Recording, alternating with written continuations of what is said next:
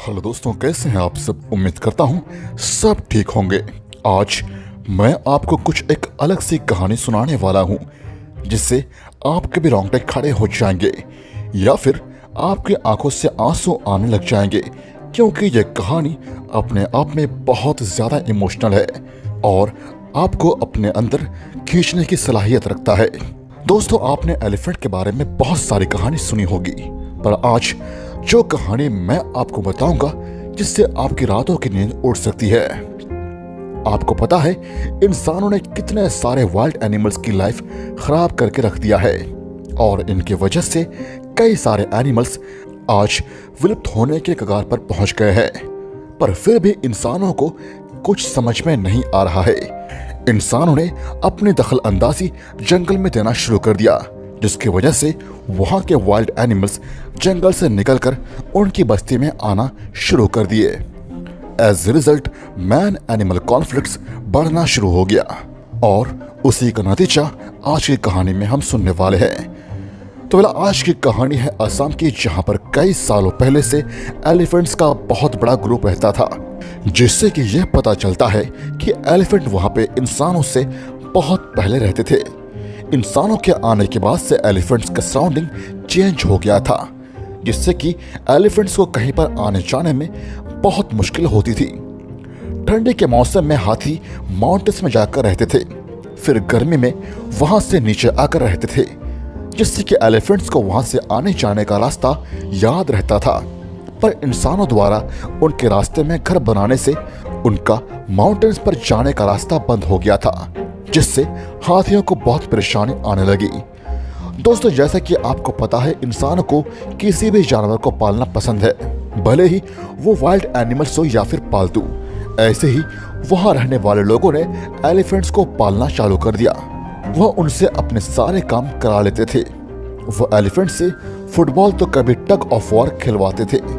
ये लोग फिर कभी कभी एलिफेंट्स को आपस में लड़वाते थे, जिससे तो एलिफेंट्स की मौत भी हो जाती थी। इसकी वजह से एलिफेंट्स को भी बहुत दर्द होता था। ऐसे ही एक एलिफेंट था भोला नाम का, जो कि एक लकड़ी की फैक्ट्री में काम करता था। वह बहुत ही अच्छे से काम करता था और इंसानों से उसका बिहेवियर बहुत ही अच्छा था। उसका ध्यान देने वाला महावत भोला को बहुत प्यार करता था, उसके हर एक चीज का ध्यान रखता था। लेकिन एक दिन भोला के जीवन का सबसे बुरा दिन था। उसका महावत मर गया, जिससे भोला बहुत उदास रहने लगा था। पर भोला के मालिक ने भोला को एक नया महावत लाके दिया, जिससे भोला का पहले जैसा ध्यान रखा जा रहा था। लेकिन इंसानों का सभी के साथ बिहेवियर अच्छा हो, ऐसा कभी कभार देखने मिलता है। भोला का नया महावत उसे दारू पीने के बाद बहुत मारता था, जिससे कि भोला के बिहेवियर में बहुत सारे बदलाव आए थे, जिससे कि वहां उसके नए महावत को पास भी नहीं आने देता था। पर ये यहीं तक नहीं रुका। भोला को इंसानों के प्रति बहुत नफरत होने लगी थी। कुछ दिनों बाद भोला को इंसानों के ऊपर हमला करते हुए भी देखा गया था, जिससे भोला के मालिक ने उसे जंगल में छोड़ने को कह दिया, जिससे वह और गुस्से में आ गया था। कुछ दिन बाद भोला ने गांव पर हमला कर दिया, जिसमें 3 लोगों की जानें चली गई और अब पूरे गांव में भोला के डर का माहौल बन गया था। हर किसी के चेहरे पर अब मौत का खौफ दिख रहा था। लेकिन कुछ दिन बाद गांव पर फिर से हमला हुआ था, जिससे लोगों ने वहां के एक एलिफेंट शिकारी को भोला को मारने के लिए बुलाया था। उस शिकारी का नाम दिनेश चौधरी था। आपको यह जानकर हैरानी होगी कि दिनेश एक एनिमल लवर है। दिनेश बिना कारण किसी वाइल्ड एनिमल को नहीं मारते। वो कभी कभार ही वाइल्ड एनिमल्स का शिकार करते हैं।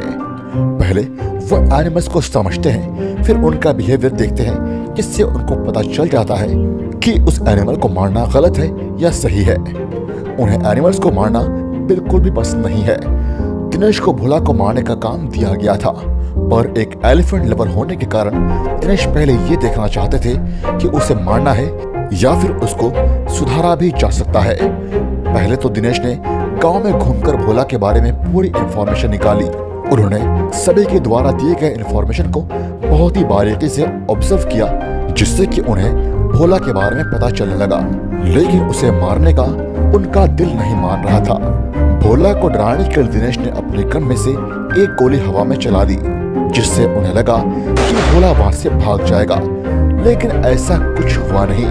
ऐसे कुछ दिनों तक ऑब्जर्व करने के बाद दिनेश को पता लग गया कि भोला को अब सुधारा नहीं जा सकता, उसे अब कंट्रोल करना बहुत ही ज्यादा मुश्किल है। तो उन्होंने ये बात पूरी टीम को बता दिया कि भोला को अब मारना ही ठीक होगा। दिनेश अपने गन को साफ कर लेते हैं और उसी रात को पूरे गांव को खाली करने का आदेश दे देते हैं, जिससे कि पूरा गांव खाली हो जाता है। गांव वालों को नदी पार करके दूसरे एरिया में भेज दिया जाता है, जिससे कि उनको कोई डैमेज ना हो या नुकसान ना पहुंचे। जैसे ही गांव खाली होता है, दिनेश और उनकी टीम भोला की तलाश में जुट जाती है। वो उसे सारी जगह खोजते हैं। फिर आता है वो समय जब भोला और दिनेश आमने सामने होते हैं, पर भोला कभी गांव की तरफ आता तो कभी फिर से खेतों में भाग जाता, जिससे कि दिनेश को उसको मारने में बहुत मुश्किल हो रही थी। पर अचानक से दिनेश की गोली चल गई। किसी को कुछ पता नहीं था कि गोली भोला को लगी है कि नहीं। कुछ समय तक सब शांत हो गई और खेत में देखने गए तो वहां पर भोला तड़प रहा था और उस टाइम उसने सभी को अलविदा कह दिया। तभी जाकर गांव वालों को जान में जान आई और मौत का साया उनके ऊपर से हट गया। भोला को मारने के बाद गांव तो खुश था, लेकिन दिनेश के मुंह पर उदासी थी। कुछ दिनों बाद दिनेश ने एनिमल्स का शिकार करना बंद कर दिया था। भाई वो एक वाइल्ड लाइफ फोटोग्राफर है, जिससे वो एनिमल्स को अच्छे से समझ पाते हैं। दोस्तों, आपको क्या लगता है, भोला को मारने से सभी प्रॉब्लम सॉल्व हो गई थी? क्या इंसानों और एलिफेंट्स में जंग खत्म हो जाएंगी? क्योंकि ये तो सिलसिला चलता ही रहेगा और आए दिन तमिलनाडु में और देश के दूसरे इलाकों में यह कॉन्फ्लिक्ट्स होता ही रहता है। दोस्तों, आपको क्या लगता है, इसका जिम्मेदार कौन है? कमेंट में मुझे जरूर बताइएगा। Thank you so much guys.